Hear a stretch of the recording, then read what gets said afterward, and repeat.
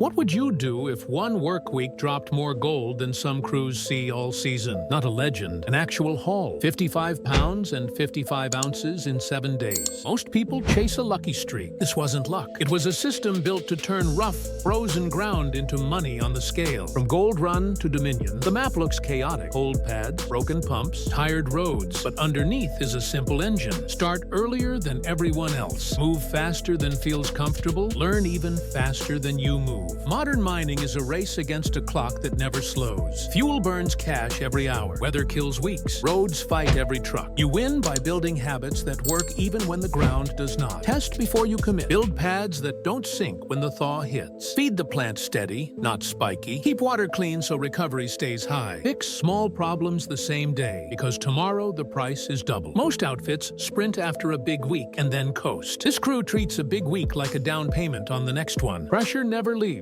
Payroll doesn't care about excuses. Parts don't show up faster because the vein looks good. The only safe move is to push the system, not the luck. That is why the biggest weeks keep showing up. They are the end of a long chain of boring, smart decisions. To understand how the monster week happened, you have to go back to where the habits formed. A small family mine in Alaska where the season was short. The ground was stubborn, and a young operator learned to solve problems before they grew teeth. The method started there, got refined in the Klondike, and now powers results that look unreal until you study the steps. The hidden driver is mapping in motion. Test pits feed daily maps. Drill cores confirm targets. Loader operators adjust bite size when moisture rises. Water flow gets tuned before the plant coughs. Haul trucks run shorter loops so the plant never starves. Small choices add up across 7 days. That is why big weigh-ins often come in clusters. Once flow locks in, recovery stays high and downtime stays low. Pair that with a crew used to short seasons and frozen gear, and each shift becomes a sprint. Stack those sprints, and 1 week bends the scale without breaking the system. If 1 week can do this, what happens when you scale the method across an entire season? Alaska trains people to be practical. Fix what is broken. Use the tools you have. Do not waste daylight. That mindset shaped early seasons at a family mine, where pipes froze, pads heaved, and machines needed attention every single day. Those small fights teach the rules that still matter at huge sites. Keep the flow steady, keep the pad firm, size your rock right, and never feed junk into the plant. The scale changes. The rules don't. Moving to the Klondike at 19 was like stepping from a backyard shop into a factory. The ground was richer, but meaner. The weather hit harder. The bills got heavier. Crews had decades of experience. The only way to earn respect was to let the ground decide. Drill patterns became the steering wheel. Sample results picked the lane. Maps showed where money hides and where trouble lives. Each new cut began with proof, not hope. Each decision aimed to protect the plant's uptime, because the plant is the only thing that makes money. Being younger than most of the team doesn't matter to the pay layer. Either the call is right or it is expensive. That pressure sharpened the method. Better pads meant fewer breakdowns. Cleaner feed meant better recovery. Faster switches meant bad zones did not drain the season. From the outside, it looked risky. In reality, it was the safer play. Standing still is the most costly decision in a short season. As the operation grew, the same simple moves kept paying. Drill first, dig second, argue never, and let numbers win. The adventure was real, but the discipline is what scaled. Those early lessons became the backbone of a system that could stretch across bigger ground, more machines, and tighter deadlines without losing its shape. Alaska also taught speed under pressure. Frozen lines got thawed at dawn, not after lunch. Pads were recompacted before traffic increased. Spare hoses and fittings were staged close to the plant. Those habits traveled north and scaled up. In the Klondike, gear was parked to shorten haul paths. Parts bins were stocked for common failures, and cut faces were kept straight, so buckets filled cleanly. None of it looked flashy. All of it made the clock slow down. That is how a young operator led older crews. Results arrived on time. Good systems care about proof, not age. Mining is a cost race wrapped in a stopwatch. Imagine moving enough dirt to half fill an Olympic pool for 1 ounce. That ounce looks great on camera, but the road to it is a stack of bills. Fuel, wear parts, tires, belts, bearings, hoses. A season so short that a single lost week can sink a good plan. The only answer that scales is simple and strict. Test, plan, build, feed, maintain, repeat. Drill before you dig, so you know where the real pay sits. Build a pad that carries weight without sinking. Then keep the haul roads clean so trucks don't waste time spinning. Size the material so the plant doesn't choke. Keep water clean so recovery stays high. Run preventative maintenance like a religion. A smooth, steady plant crushes a spiky, stop-start plant every time. Flow is money. Air in the pumps is the enemy. Rocks the wrong size are the enemy. Sloppy pads are the enemy. Kill the enemies before they kill your week. Little tweaks pay huge. Level pads cut fuel and breakdowns. Fresh screens stop clogging. Tight pump seals stop air from stealing pressure. Sharp bucket teeth speed loading, which keeps trucks cycling, which keeps the plant happy, which grows ounces. None of this is magic. It is a chain. Break one link and you throw away days. When a big weigh-in lands, the safest move is to buy future uptime. Order the part that will fail, extend the pad edge that will sink, add drill holes in the next zone so decisions are fast. Most crews relax after a win. Winners reinvest into the system so next week is easier, not harder. That is how you turn one hot week into a season that bends the chart. Uptime beats everything. 10 steady hours at good recovery crush, 4 hot hours and 6 hours of downtime. That is why pre-start checks matter. Fuel staging runs like a pit stop, and shift handoffs are tight. Keep fines mixed with rock so screens breathe. Keep loader paths clean so cycle times drop. Keep a small cache of critical parts by the plant so repairs start in minutes, not days.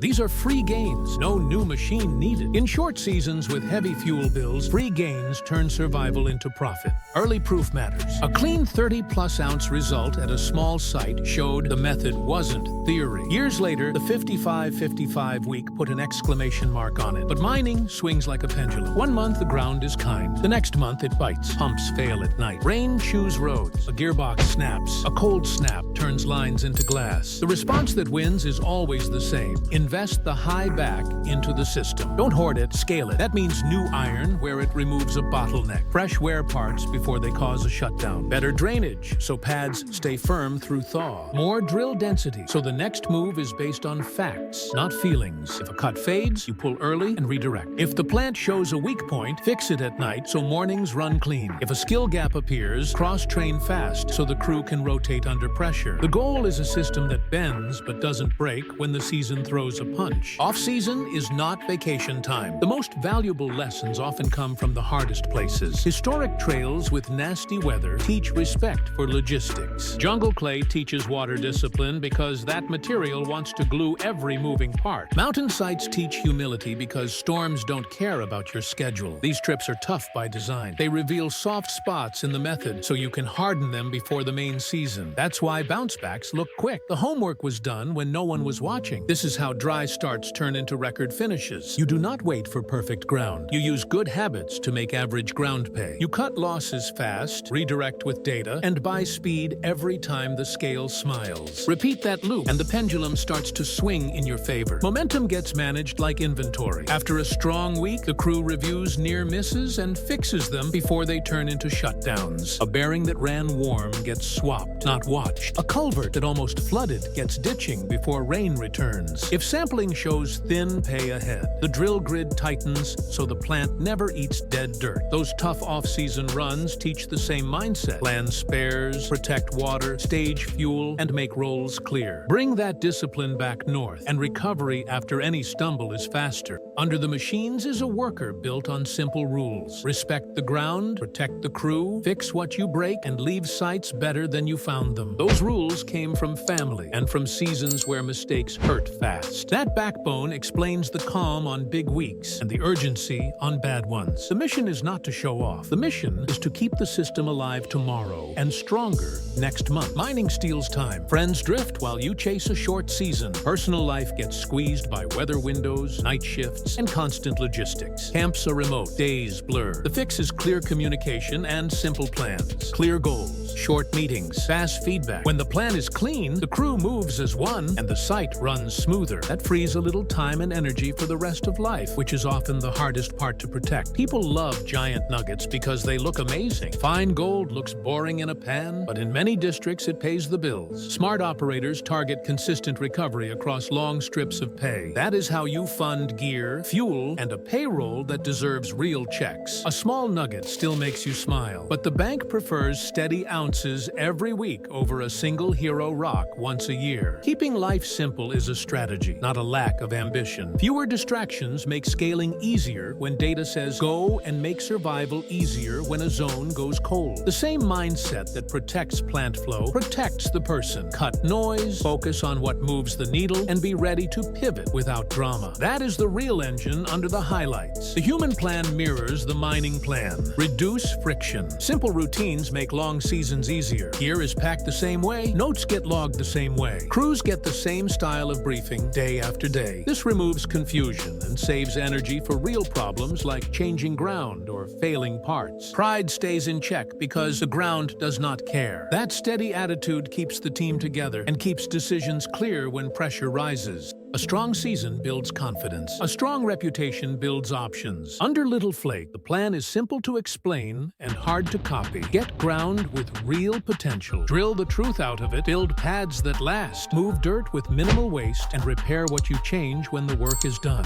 Reclamation is not a line item for later. It is part of earning tomorrow's access. Neighbors remember who cleaned up. Regulators remember who followed the rules. Sellers remember who delivered. That memory turns into better deals. Good partnerships show up when the other side trusts your system. They want operators who bring drill data, not guesses. They want to see water plans, haul plans, and a track record of finishing seasons with crews still intact. A respected name lowers risk for everyone, which unlocks better ground and terms. That virtuous cycle matters more than any single dramatic weigh-in because it compounds season after season. Going global is the pressure test. Jungle clay wants to glue every bearing. Mountain weather wants to bury trucks. Remote sites want to eat the spare part you forgot to order. The answer never changes. Drill first, plan hard, protect flow, and fix early. When something fails, update the system so the same failure never hits twice. A method that adapts beats a method that improvises. This is how you carry results into places that punish lazy plans. Online noise will always guess at numbers, but the only scoreboard that matters lives in weekly ounces and a payroll that stays proud. Little Flake's product is gold, yes, but the real product